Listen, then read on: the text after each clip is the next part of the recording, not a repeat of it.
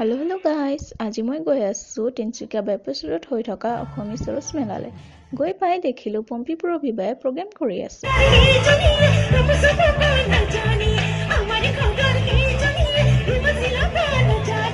ইয়াত বিভিন্ন ধৰণৰ দোকান আছিল। মেখেলা চাদৰৰ, ট্ৰাইবেল ক্লথছৰ, আচাৰৰ দোকান, ৰাজস্থানী পাম শ্বুজ, কাশ্মীৰী শ্বলছ, হাতেৰে বনোৱা বাঁহৰ আৰু কাঠৰ বস্তু। মানুহৰ বহুত ভিৰ আছিলে। মই সেইকাৰণে গোটেইখিনি ভিডিঅ' কৰিব নোৱাৰিলোঁ বাৰু ভালকৈ।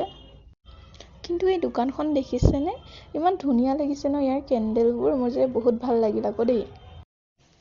তাৰপিছত মই এইটো এনেই ট্ৰাই কৰি চাইছিলোঁ।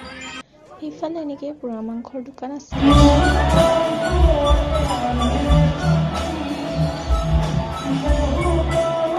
9:30 মানত গোটেই দোকানবোৰ বন্ধ কৰি দিয়ে।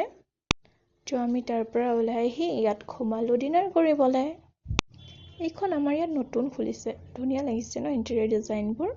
ডিনাৰ হোৱালৈকে ভাইটিয়ে ক'লে চাওমিন খাওঁ বুলি, তো আমি অৰ্ডাৰ কৰিলোঁ। বাকী ডিনাৰ কৰাটো মোৰ ভিডিঅ' কৰা নহ'ল, তো আজিলৈ আহিছোঁ। Bye bye.